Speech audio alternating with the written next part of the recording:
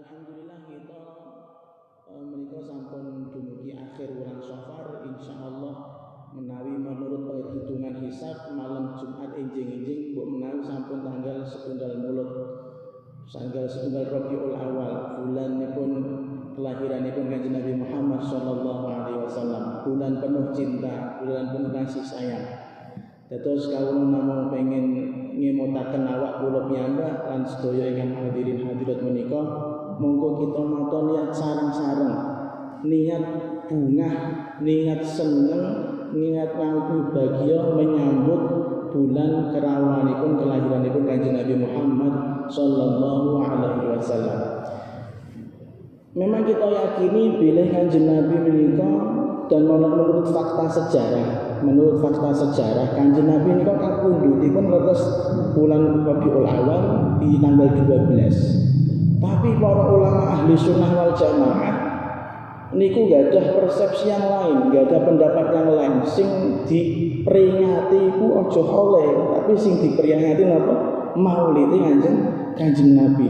Berdasarkan dawuhipun Gusti Allah, qul bi fadlillahi wa bi rahmatihi fabidzalika falyafrahu. Ngucap sira Muhammad, berkah fadhole anugerah Gusti Allah lan kasih sayang Gusti Allah, fabidzalika krana perkara loro iku mau falyafrahu. Sing iku seneng, aja sedih. Mboten wonten napa fal napa nggih fal yahtafil bi dzikril haul mboten wonten. Falyafrahu kudu melu seneng.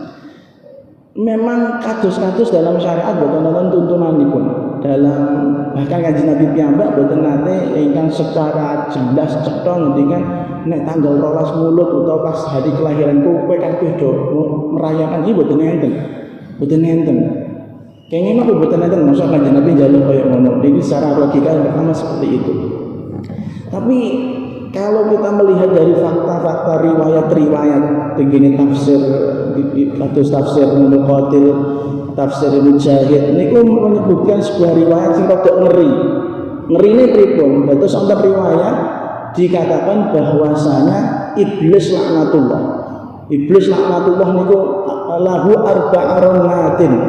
Iblis niku tau gembor, sak gembor-gembore, sak loro-loro niku ping 4. Itu apa kabeh? Di analisipun yang pertama dia gembor hina lu'ina nalika dilaknat kali Gusti Allah. Dilaknat Gusti Allah dia gembor, ora dilaknat. Yang kedua wahina uhbitan nalikane dia diturunkan, dikeluarkan dari surga, gembor ini.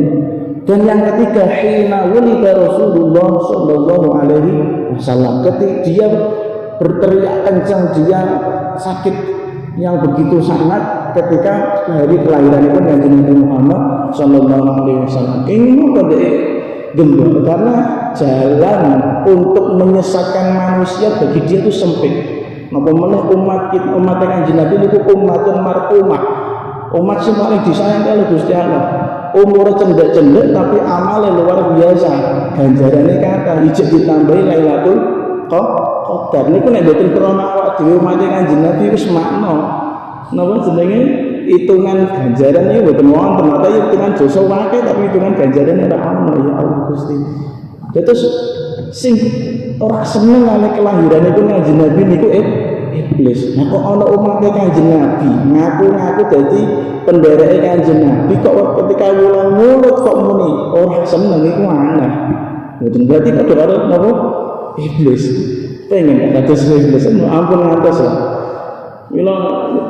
Kita tidak mengeluarkan mereka lah, orang-orang yang mengatakan maulidan niku bid'ah, itu boten, tidak mengeluarkan mereka dari Islam. Piye-piyelah ijek muni syahadat la ilaha illallah Muhammadur Rasulullah. Tapi nisbate wulan kelahiran Kanjeng Nabi kok muni bid'ah, kok muni ra seneng, kok muni iki-iku. Wah, itu berarti pun koyok sifate iblis. Dan bahkan di riwayat yang lain juga mengatakan golongan yang paling hasud, golongan yang paling iri, paling benci dengan kelahiran itu Kanjeng Nabi adalah orang-orang Yahudi. Nah, kok iso? Karena orang Yahudi itu bangsa Yahudi adalah bangsa yang kakean ketiban Nabi, apa istilah ketiban Nabi? Kakean Nabi ning ngene mriku. Nabi sinten mawon tinggine Bani Israil. dadak akhir Nabi akhir zaman, Nabi penutup ujug-ujug metune mencukul saka Arab. Mencukul tanah yang tidak dikenal peradabannya, dikenal peradaban yang paling terbelakang. Ibarat bangsa Arab zaman dulu itu adalah bangsa yang paling hina waktu itu. Ujug-ujug ono Nabi kok ono, wah luar biasa seri, luar biasa irine kalih kanjeng Nabi. Mila ampun ngantos kita niku kagungan akhlak utawi sifat sing kados iblis utawi sifatipun para wong Yahudi. Mila saking menika kawula napa ngaturi pirsa jenengan ngemutaken kula piyambak jenengan monggo kita nata niat nata ati kangge ngraosaken saestu bahwasanya inilah bulan kelahiran Kanjeng Nabi. Beliau adalah rahmatan lil alamin. Boten nanti aja dipikir berarti maulidan ngirim jajan terus iki cah ora usah mikir ngoten. Bentuk itu hanya bentuk cinta ngoten, tapi nek masalah cinta monggo dengan ajeng siam, jenengan ajeng sedekah, jenengan ajeng ibadah napa mawon monggo. Pokoke piye carane napa istilahipun ngetokno nek seneng kalian bulan kelahiranipun Kanjeng Nabi. Kula nate balak kitab napa itu kitab Imam Suyuti, apa masalah itu? Kitab Imam Suyuti tentang Maulid kula suwe asmane niku nate kula balak no. Kitab Maulid pembahasannya niku panjang. Ini pun ada seorang raja. Seorang raja, beliau kalau maulid itu umpak-umpakan. Maksudnya umpak-umpakan berikut orang mikiri biaya, orang mikiri ongkos. Semua orang dipanggil untuk merayakan maulidnya Kanjeng Nabi Muhammad Shallallahu Alaihi Wasallam. Ono sing ulama diundang, pokoknya bahkan ada beberapa sayembara yang mengatakan sopo sing iso gawe kitab maulid tak wa'i hadiah. Mungkin itu masya Allah Abdul Mudhaffar nih, Raja Abdul Mudhaffar nih bukan itu adik ipare Salahuddin Al Ayyubi. Niku ngomel maulid itu umpah-umpahan, dino-dinoan, berhari-hari. Dan zaman sekarang nih mulai wonten alhamdulillah. Riyen Sayyid Muhammad juga seperti itu. Diceritakan Sayyid Muhammad Alawi Al-Maliki itu nek maulidan itu mboten teng Mekah, nek maulidan nyewa pulau. Nyewa napa pulau jenenganipun. Nyewa pulau iku sak pulau niku diundangi kabeh ning kono, mangke do maulidan sareng-sareng. Pokoke nyetokaken ngrasaken remen kalian Kanjeng Nabi Muhammad sallallahu alaihi wasallam.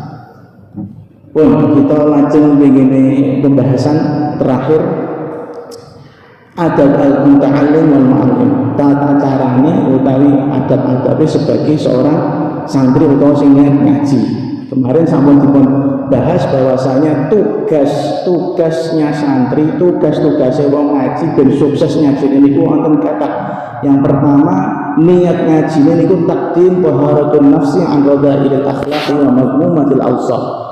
Niat bersihake hati saking sifat-sifat ingkang elek, karena hati adalah tempatnya ilmu, tempatnya cahaya ilmu dari Allah Subhanahu wa Ta'ala. Ibarat omah, nek omah niku ana gambar anjingnya, ada patungnya, maka malaikat rahmat tidak mau masuk. Begitu juga hati, selama hati itu masih kotor, selama hati itu masih jelek, ono hasud, ono dengki, ono takabur, nggih, wonten khiyanat dan lain-lain, ono fasik, maka hati tersebut tidak akan bisa dimasuki oleh cahaya nur dari Allah Subhanahu wa Ta'ala. Berarti peteng senaosa melu mati tekan dindi, tapi nek atine peteng nggih boten wonten manfaatnya. Mila ditata saestu nek niat ngaos betul-betul kangge ngresiki ati saking sifat-sifat ingkang Allah.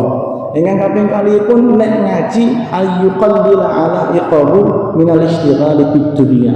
Nek ngaji kudu fokus, ora kena mikir-mikir perkara sing dadekno ganggu fokus, ganggu konsentrasi saat ngaji. HP-ne disereke, nek perlu hati-ne di unmute utawi di mode pesawat, nek iso dipateni sisan kan ngoten. Wong jenenge ngaji ku ya aja nggawa sing aneh-aneh. Malah kadang ana sing niat ngaji golek bahan gosip anyar ngoten iki. Iku ora Allah niku. Kudune betul-betul ngaji niku fokus. Yang ketiga ketika ngaji Allah yatakabbaru 'alal ilmi wa la yata'ammaru 'alal mu'allim. Yang ketiga nek ngaji niku mboten pareng ngremehake ilmu, atau sipun nek ana ilmu sing pun nate dipun mirengake ampun ngantos diremehake. Aku tau ngaji iku kok misalnya mboten pareng wonten rasa ngremehake. Dan juga jangan sampai ngatur-ngatur kiai, ngatur-ngatur guru ingkang master. Dan bahkan disebutkan juga termasuk bentuk takabur, termasuk bentuk sombong kalian ilmu adalah ketika ada orang yang tidak mau menerima ngaji kecuali dari orang-orang yang terkenal. Terus nek ngaji nek orang terkenal kiai ini, nek orang terkenal habib ora pernah ngaji biasanya. Dan ini termasuk takabur kalian ilmu. Takabur kalian ilmu. Keranten guru kali kiai niku tugasnya sama, arep terkenal orang terkenal tugasnya sama. Mereka punya tugas untuk menyelamatkan manusia dari jilatan api neraka. Niat nyelametno kok milah-milah, mboten saged nggih, mboten saged masuk niku mangke. Misale ana wong ndek dalam keadaan bahaya dikandani, Kang, hati-hati lho ngene ngarepmu ana jebongan. Karena sing ngomong wong miskin, alah wong kekere kok ngomong. Kita mungkin makai kejegur tah mboten iki jegur. Kados nonton niku kiai arep dhek terkenal tak terkenal mesti didono sing apik kan ngoten. Bahkan dipun sebatakan falyakun al-muta'allim li mu'allimihi ka ardin damsah. Wong sing ngaji kali kiai niku harus memposisikan dirinya bagaikan bumi. Bumi sing apa? Bumi yang menerima curahan hujan, curahan air dari langit. Kemudian dengan dia menjadikan dirinya seperti bumi, diharapkan makin pukulan tumbuh-tumbuhan itu ilmu, tumbuh keimanan, tumbuh ilmu laduni, tumbuh takwanya, tumbuh ibadah. Ini harus memposisikan seperti ini. Kados dene critanipun Nabi Khidir kali Nabi Musa. Nek durung wayahe takon aja takon. Dipeseni innaka lan tastati'a ma'iya sabra. Nalikane Nabi Musa nyuwun napa dia pengen derek ngaos kali Nabi Khidir nggih niku dak pun dipal kalih Nabi Musa Nabi Khidir bahwasanya innaka lan tastati'a ma'iya sabra. Nek ngaji aku ora kuat lan tastati'a ma'iya sabra. Karena ilmunya berbeda. Ilmunya Nabi Khidir niku ilmu yang model kasyaf, sementara Nabi Musa ilmu syariat. Ibarat pegawai niku Nabi Musa itu PNS itu Gusti Allah, aturannya jelas. Mateni bocah cilik ora oleh, merusak darah wong liya ora oleh. Ini kan. Sementara Nabi Khidir itu freelance ini kan. Yang swasta lah. Swasta itu tidak terikat waktu, tidak terikat tempat, tapi nek ana kejadian nonton perintah ya langsung dilaksanakan. Nah, betul ilmune. Makanya niki dalam ceritanya pun Nabi Khidir dan Nabi Musa bukan menunjukkan bahwasanya Nabi Khidir itu luwih mulia daripada Nabi Musa, tidak. Justru kata Gus Bahar ketika kejadian antara Nabi Khidir dan Nabi Musa niku, yang mana Nabi Musa niku sering kecelek, sering bantai Nabi Khidir niku bukan menunjukkan bahwa Nabi Musa di bawahnya Nabi Khidir, tidak, justru menunjukkan Nabi Musa itu di atasnya Nabi Khidir. Kata iso niku mau Nabi Musa niku nabi syariat, ya nabi PNS istilahnya, ada perintah langsung dari Gusti Allah, nabi dan rasul, sementara Nabi Khidir hanya sekedar nabi, bukan rasul. PNS di orang kan tetap keren PNS istilahnya ngoten. Nah niki mila saking niku napa langsung malah tentang cerita Nabi Musa Nabi Khidir bahwasanya sebagai kalau memposisikan diri sebagai murid, memposisikan diri sebagai santri niku kudu koyok bumi yang mau diapakan saja oleh pemiliknya. Al-wajibatur rabi'ah, tugas keempatnya santri adalah al-yahtarizal qaidah fil ilmi fi mabda'il amri 'anil isra'i ila ikhtilafin nas. Nek memang ngawase nembe tahap-tahap yang awal, tahap-tahap yang pertama, boten pareng langsung nuju ilmu-ilmu, nuju pembahasan-pembahasan yang mana pembahasan tersebut adalah pembahasan yang selalu menjadi perdebatan orang banyak. Terus ilmu niku wonten mujma' alaih, wonten ingkang mukhtalafi. Ilmu sing disepakati, ana ilmu sing memang pembahasannya tidak bisa disepakati. Kan ngoten lah. Nek nembe ngaos, nembe pertama ngaos niku ampun langsung pembahasan sing jelimet. Kudune gelem ngaji pembahasan sing paling dasar dulu. Sebabnya nek langsung perkara sing jelimet niku mangke kata Imam Ghazali fa inna dzalika yudhishu aqlahu wa yuhayyiru dhihnahu wa yafturu ra'yahu. Karena kalau ada santri kok ngaji langsung masalah-masalah sing jelimet, masalah-masalah yang bukan masalah yang disepakati banyak orang, maka akalnya akan terganggu. Kabutan ilmu istilahnya, kabutan ilmu akhirnya stres, akhirnya boten giat ngaji malah. Makanya kados ini pun contohnya pun tiang ingkang nembe mu'alaf, nembe masuk Islam. Niku aku diwarai sing anyar-anyar, diwarai sing gampang-gampang dhisik. Nek saged wudu diwarai wudu, syahadat mawon dibenerke nek saged pakai Fatihah. Bertahap mboten paling langsung. Wah, kamu sudah Islam, berarti kamu harus ngaji bab wirasah, bab warisan. Yo mboten ngeluh niku mangke beda. Utawa diwarai langsung ngaji bab zakat ku sakake. Utawa ngaji bab tasawuf kok tambah ngeluh meneh ra situ. Ra situ mlebu Islam mangke sakake niku. Nah, di antara itu nasihatipun Imam Ghazali, kalau kita tidak tahu di mana level kita harus ngajinya sama orang yang sudah tafannun, orang yang memang tahu betul keadaan santri dengan ilmunya, dengan apa istilahnya, dengan berdasarkan ilmunya. Mila ampun aneh mbok menawi wonten criyosipun para ulama niku zaman-zaman riyen nek wonten santri sing wis ngalim ujug-ujug kados Barwani nggih, nek boten lepat Barwani nalikanipun ngaos ngene Mbah Hasyim Asy'ari nek boten lepat nggih, kula kok supaya criyosipun niku kan boten ngaos, siosipun malah ngasta. Siosipun malah ngasta karena Mbah Hasyim pirsa nek Barwani niku iso ngaji, iso mulang. Ora ini kok nyantri tak dadi guru sisan kan dados ngoten. Iku tergantung napa betapa seberapa kuatnya kiai tersebut dalam masalah ilmu. Jadi iki pawakane ketara iki nek ditakoni nahwu sharaf iso langsung mulang wae. Iki ditakoni nahwu sharaf ra iso ngaji jurumnya dhisik kan ngoten. Maka kita harus punya guru-guru yang memang betul-betul tahu basic kita sebaik mungkin. Tahu seberapa jauh kadar keilmuan kita. Lajeng di antawisipun ketika ada santri yang kumpul kalian kiai, cok kadang kiai niku nuwun saya mboten kados nglampahipun wong-wong awam. Terkadang ana kiai sing ora ahli poso, tapi kiai. Ana kiai sing mboten ahli salat sunah, tapi kiai. Ora tahu salat sunah rawatib, tapi ora tahu salat napa poso sunah. Niku nek cara wong awam nggih nuwun sewu, cara wong awam kiai kok ngono. Kiai kok awake ketok sreger. Nah iku dipun bahas kalian Imam Ghazali, dadi murid kok aja bantah koyo ngono iku.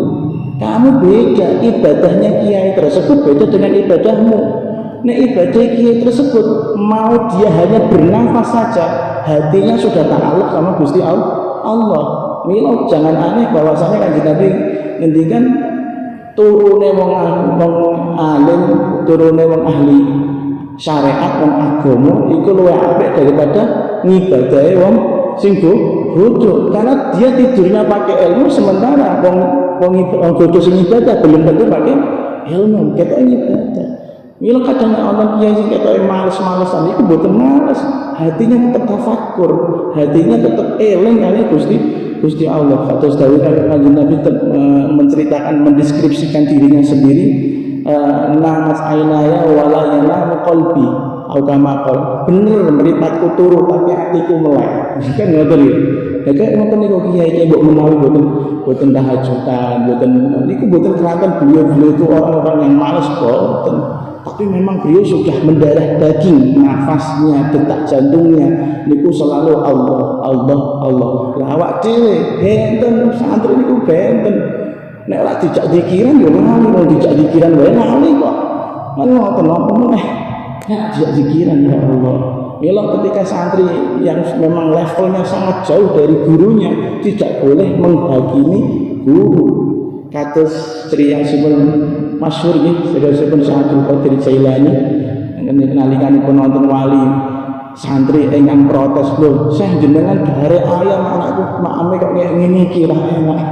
Akhire dipun dalke karomah balung ayam niku dados urip meleh dakwah sahih la ilaha illallah Muhammadur Rasulullah. Syekh Abdul Qadir waliullah karomah medal urip niku balung dari balung pitik menjadi pitik meneh muni la ilaha illallah Muhammadur Rasulullah. Syekh Abdul Qadir waliullah sing Syekh Abdul Qadir ngendikan nek anakmu wis iso kaya ngene ora kek mangan ayam kaya-kayaan betul masuk akal ya, tapi ngoten itu karena nafasnya, detak jantungnya wali-wali guru-guru itu sampun mendarah daging. Nek tiyang awam kan benten. Nah, mila kita butuh guru-guru yang memang bukan hanya zahirnya tapi batiniahnya itu memang betul-betul nyambung sama Gusti Allah.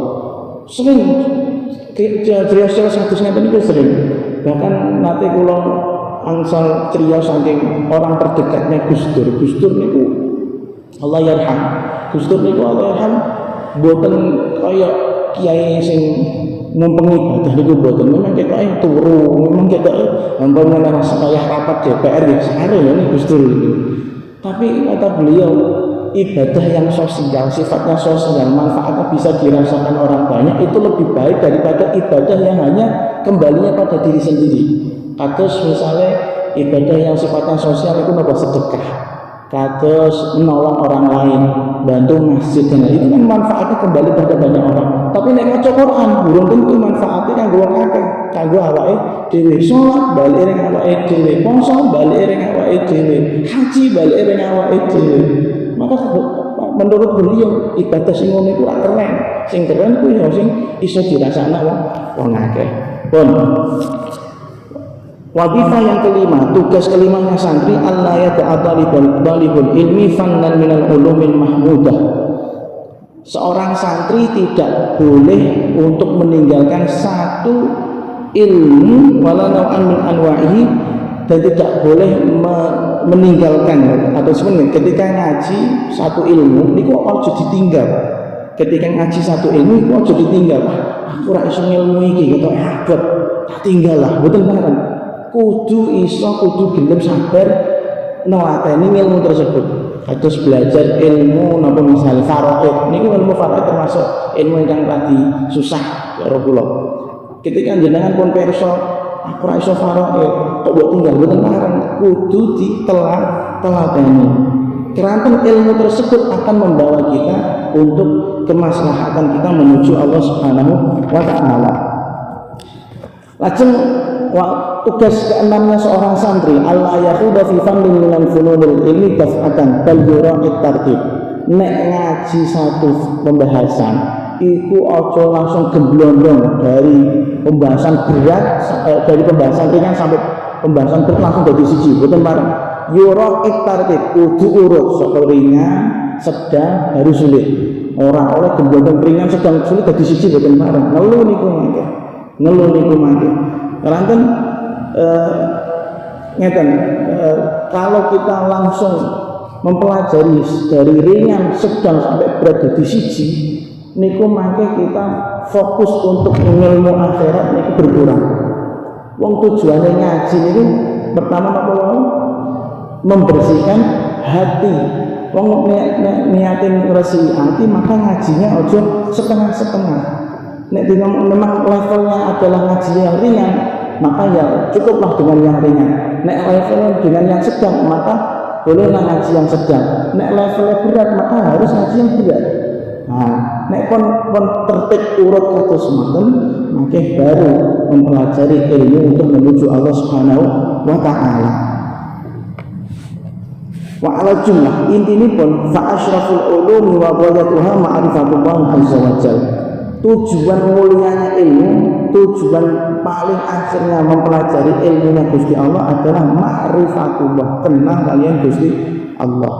Waqad ruwiya lan den riwayatake annahu apa sak temene kelakuan ru'ya den warai surat tu hakimaini apa gambare sosok wong bijaksana loro minal hukama ilmu taqaddimina saking pira-pira ahli hikmah wong kang dhisik-dhisik fi masjidin ing dalem sijine panggonan ibadah wa fi yati ahadihi malam iku tetep ing dalem tangane salah sijine hakimain rakaatan utawi ana kertas fiha iku tetep ing dalam rakaah apa in ahsanta apa tulisan in ahsan utawi tulisan in ahsanta lamun gawe bagus sapa sira kula ing sekabehane siji-siji fala tagunnanna mongko aja nyono temenan sapa sira annaka ing sak temene sliramu ahsanta iku wis gawe bagus sapa sira saean ing siji-siji hatta ta'rifa sehingga weruh makrifat sapa sira Allah taala ing Gusti Allah taala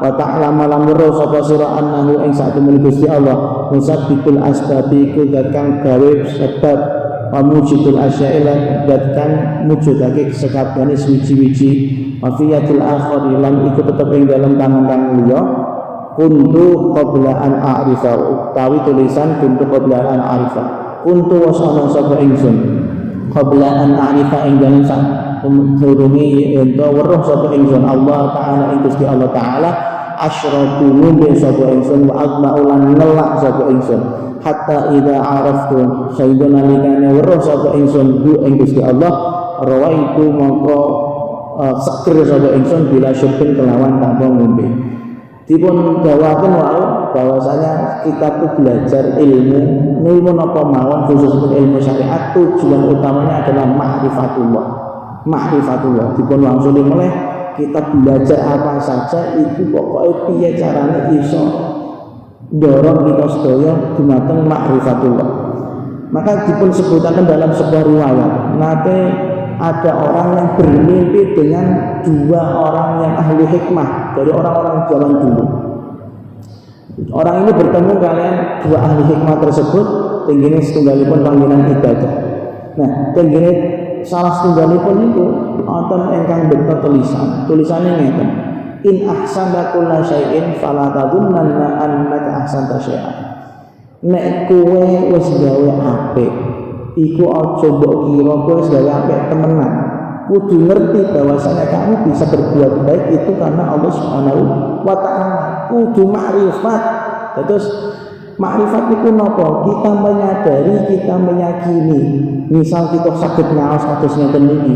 Niku mboten keranten kita niku pengen ngaos, tapi keranten Gusti Allah yang menggerakkan.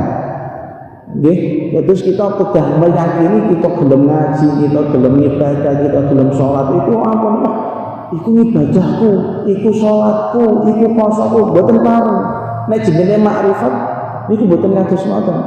Makrifat itu napa? Alhamdulillah aku iso ngaji keranten digerakake Gusti Allah. Aku gelem poso keranten Gusti Allah ingkang gerakake. Aku iso ibadah keranten Gusti Allah sing gerakake.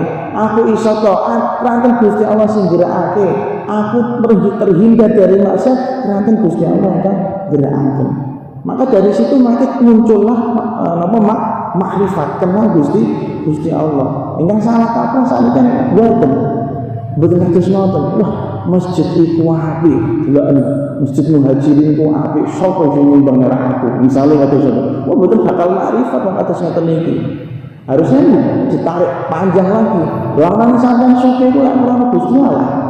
Ora krono budayane sampean. Coba nek laris dagangane, apa kira iso nyumbang nang masjid kan ngoten harusnya mikir kados ngoten. Maka ilmu apa saja itu dibuat jalan untuk kita bermakrifat kepada Allah Subhanahu wa taala. Nah, lajeng terusanipun cerita yang satu hakim yang lain atau hakim yang salah satu tulisannya ngeten. Kuntu qabla an a'rifa Allah taala asyraba wa adma'a hatta idza araftuhu rawaitu bila syakkin. Sadurunge aku kenal Gusti Allah, sadurunge aku makrifatullah, aku ku nek ngombe iki tetep ngelak wae. Ataupun dia meyakini bahwasanya untuk menghilangkan haus itu harus dengan minum. Tapi ketika aku makrifat, aku nek nolak ora butuh banyu. Aku eling Gusti Allah sing gawe aku nolak, Gusti Allah sing gawe aku seger.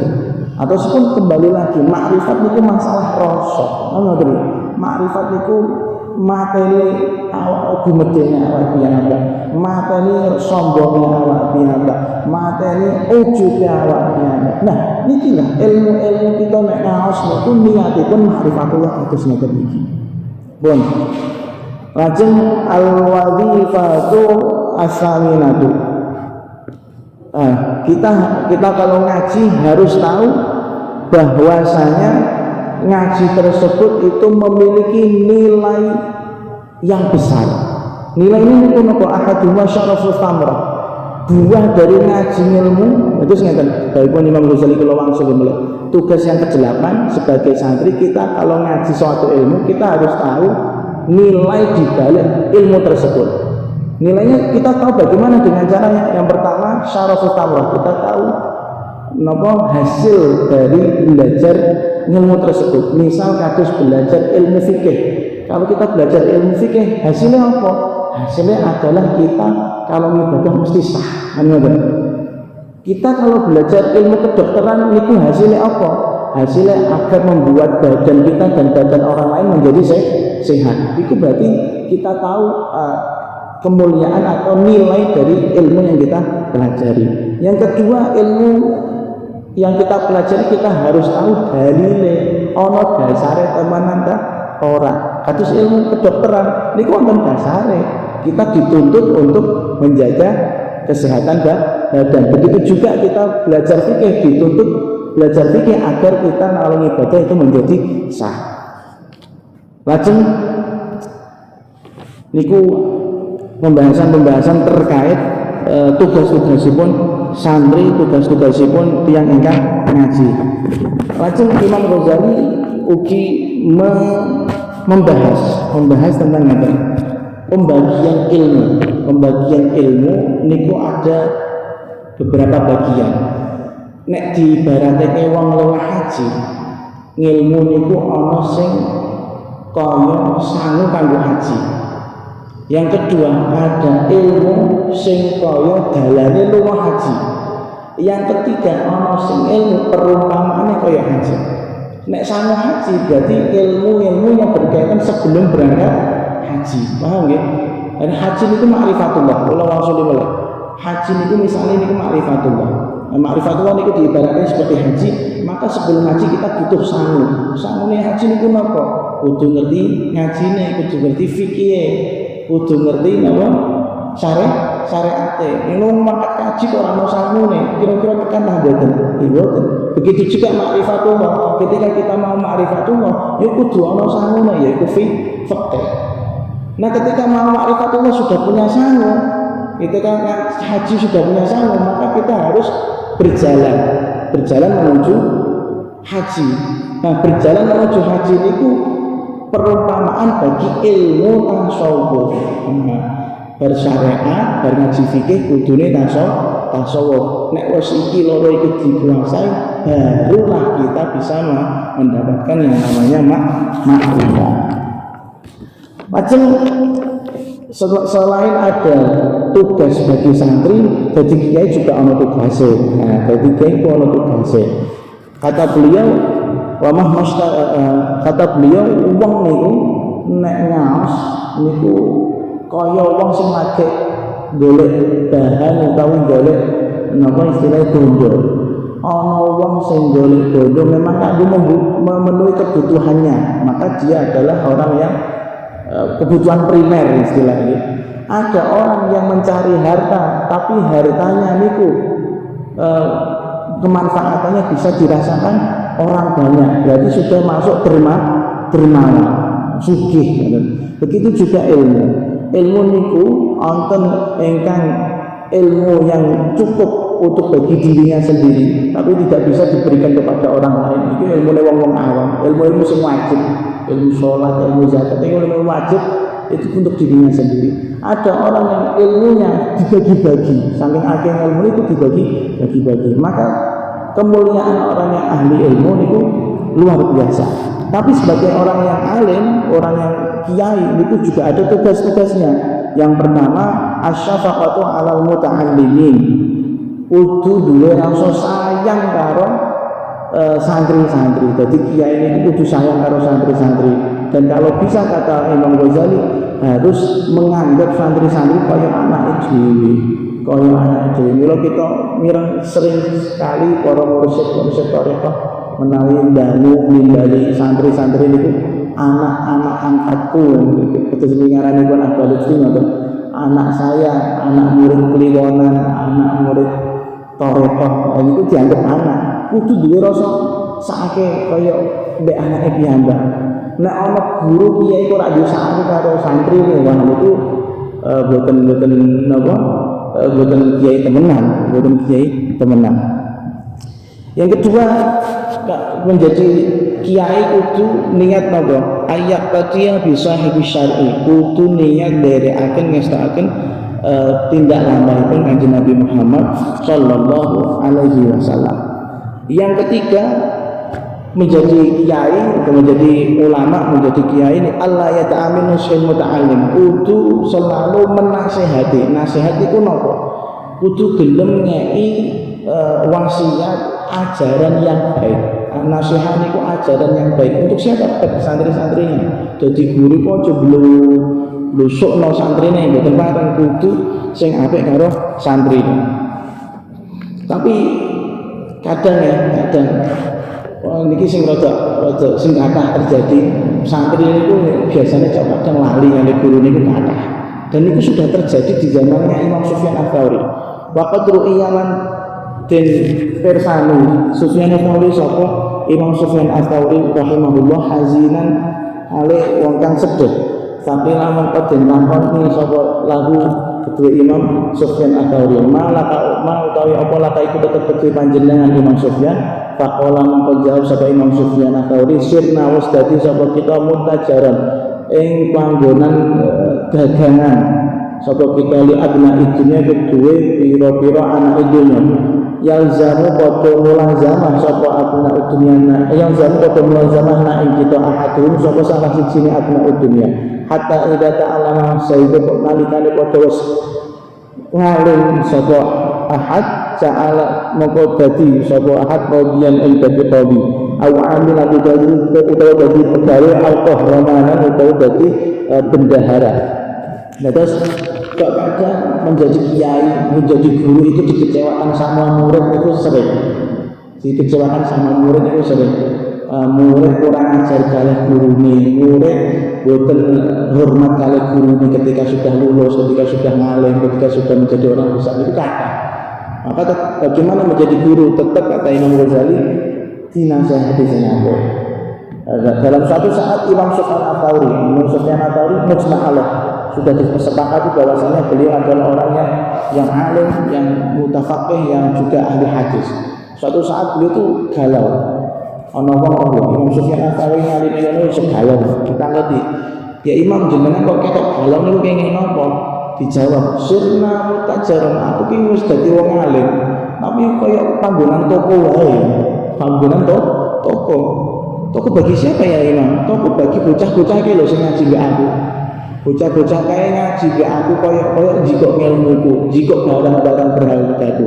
Setelah mereka sudah mengambil ilmuku, mereka menjadi alim, mereka jadikan ilmu tersebut menjadi bahan untuk mengangkat mereka menjadi qadhi, menjadi hakim, menjadi pejabat, menjadi pegawai, menjadi orang-orang pemerintahan. Jadi ilmu niku digawe bahan, digawe syarat untuk masuk menjadi istilahnya pekerjaan. Wis ngono niku ngecewakno bloko. Kaya sakniki ya, sakniki kita tidak bisa menampik bahwasanya kalau mau kerja utawi pengen dadi napa mawon kudu ana ijazah, misalnya ijazah SMA, ijazah S1. Berarti niku sekolah toko, sekolah kaya napa ngilmune kaya kali dunya tok. Nah niku mengecewakan guru asline. Nah, berarti kan ilmunya bukan bermanfaat kan di akhirat, tapi bermanfaat hanya untuk dunia. Terus ngeten niki Imam Sufyan Ats-Tsauri watake nggih. Nek pas zaman kita tersesukil lho niki. Ngopo iki ilmu digawe ngene iki ngoten. Ijazah kok digawe syarat napa lamaran pekerjaan misalnya kados ngoten. Pun tugas yang keempat bagi seorang kiai guru yaitu adalah nek ngelekno santri. Nah, nek ngelekno santri tentang kejelekannya santri, nek gue santri sing nakal, iku aja ngasih, jangan sampai dengan bahasa yang kasar atau jangan sampai dengan cara yang kasar. Hanya dengan cara yang halus, bil hikmah, bahasa beliau bil hikmah. Nah, terus nek disindir kena ya disindir wae. Nek ora kena ya dikandani alon-alon. Tapi nek sampai ora kena cok kadang perlu digebuki nggih mungkin sakit. Tapi jangan sampai menggunakan gebuk-gebuk niku adalah urutan yang pertama untuk mendidik santri. Kudune ya sok alon-alon dhisik. Ngoten. Nanti Kanjeng Nabi ngeten ngendikan laupune anas anfatil ba'ri lafatuhu. Menungso iku nek diajari, aja nang misale Kanjeng Nabi, menungso iku nek diajari iku kowe aja ngakoni ngene. Contone Kanjeng Nabi, kowe aja ngasih nyekel tali onto iku. Mesti wong-wong mesti pengen nyekel tali onto iku. Lagi ngono kok kan penasaran, kenapa ora oleh nyekel tali onto? Mesti ono apa-apa ngono kan mboten. Maka cara mengelekno manusia juga seperti itu, jangan sampai dengan bahasa-bahasa yang kasar.